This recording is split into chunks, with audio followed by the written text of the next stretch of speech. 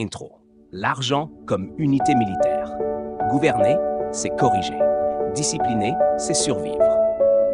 Imagine un instant que chaque euro, chaque franc, chaque centime que tu possèdes est un soldat dans ton armée. Et maintenant, pose-toi cette question. Est-ce que tu es un général respecté ou un tyran désorganisé qui sacrifie ses troupes sans stratégie? Dans cet épisode, nous allons voir comment maîtriser ton argent comme une armée disciplinée. Chaque unité aura une mission, chaque dépense sera un mouvement, chaque investissement une conquête.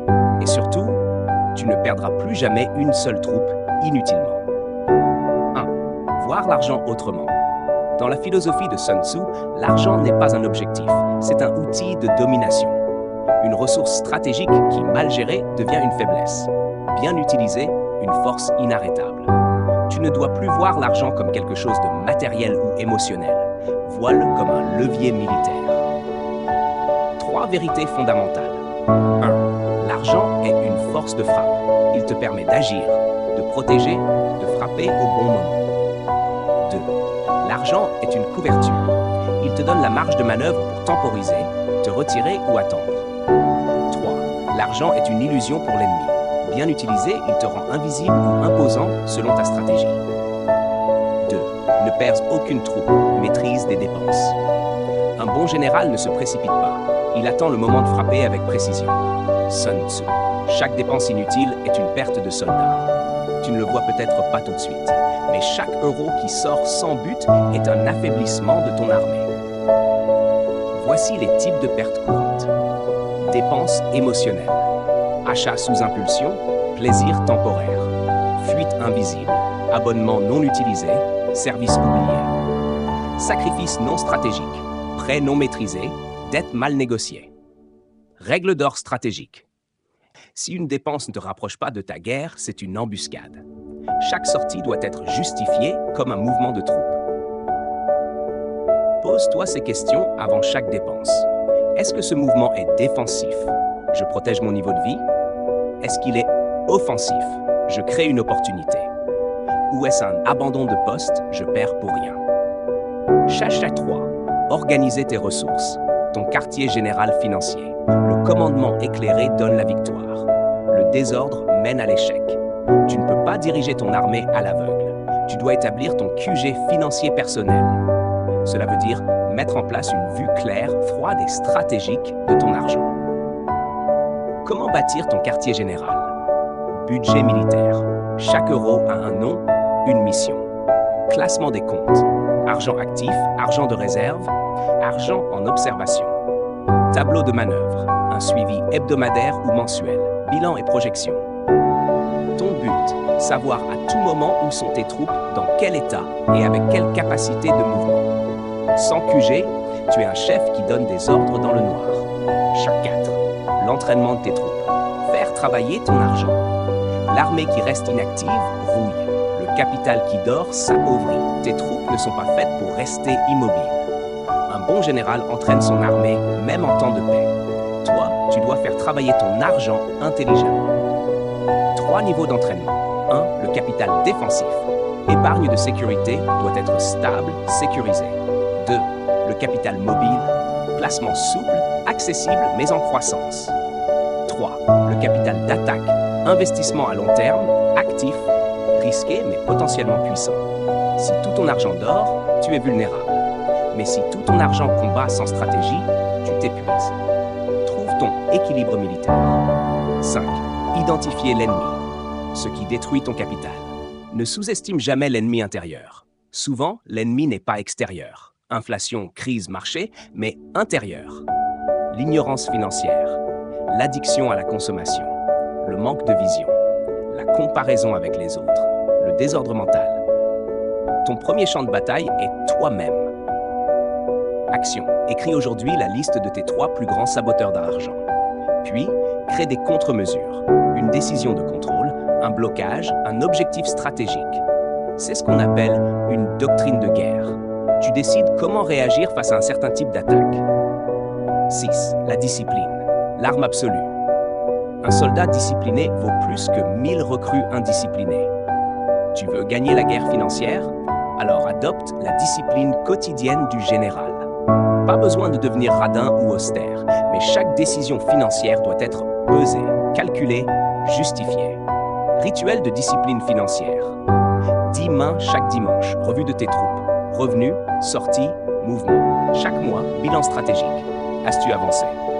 Tous les 90 jours, réajustement de ton plan de guerre. Et surtout, ne trahis pas ton armée pour un plaisir immédiat. Tu ne dépenses pas l'argent, tu l'envoies en mission. Chaque à suivre. Je te prépare maintenant la seconde moitié du script, 5000 mots restants, où nous irons plus loin. Comment bâtir des alliances financières? Comment investir comme un général? Comment créer un empire économique basé sur la discipline? Comment transmettre ton armée argent de manière stratégique? Et la philosophie ultime. Conquiert sans te ruiner. 7. Construire des alliances financières. Ton intelligence économique. Celui qui connaît ses alliés comme lui-même n'a rien à craindre. Un bon général ne gagne pas seul.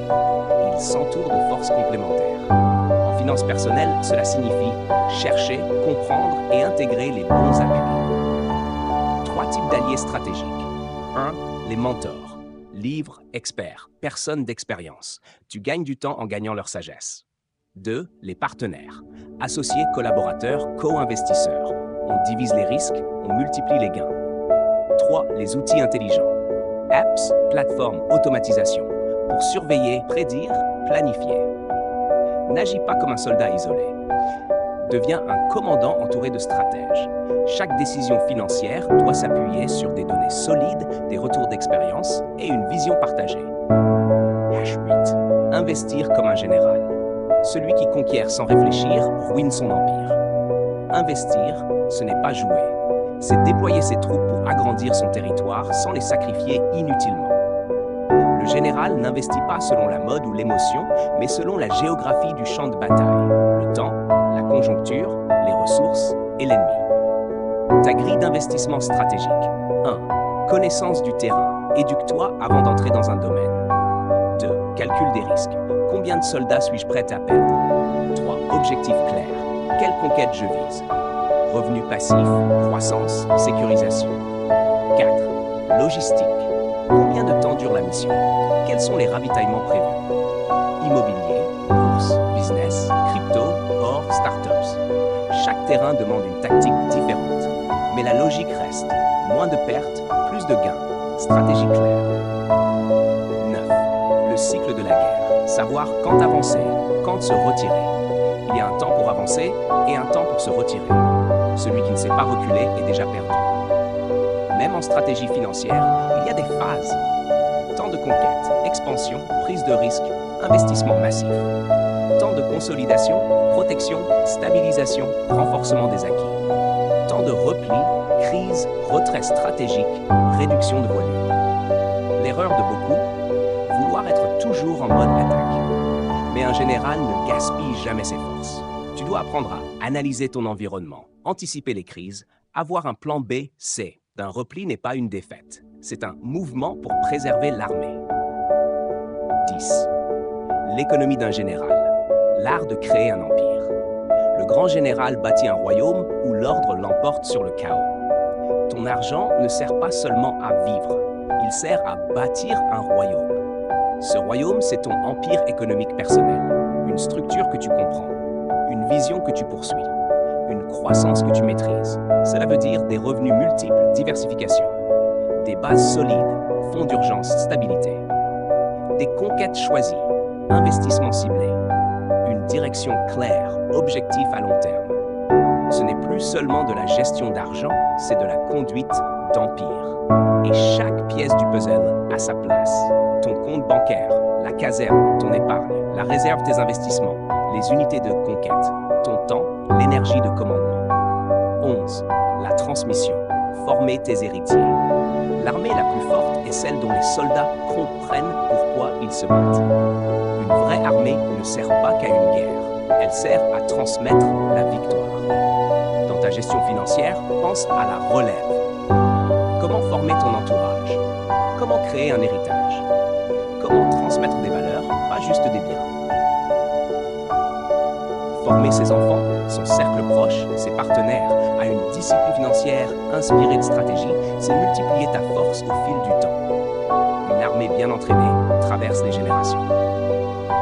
12. Philosophie finale. Conquiert sans te ruiner.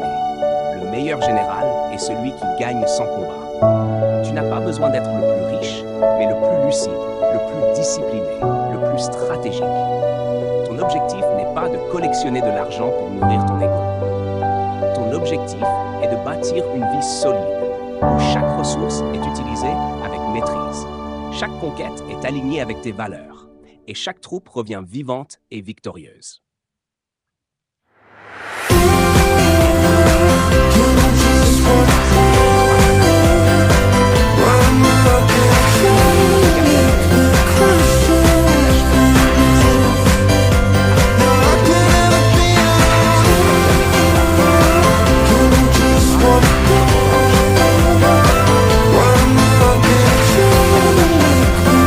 Ne perds aucune troupe.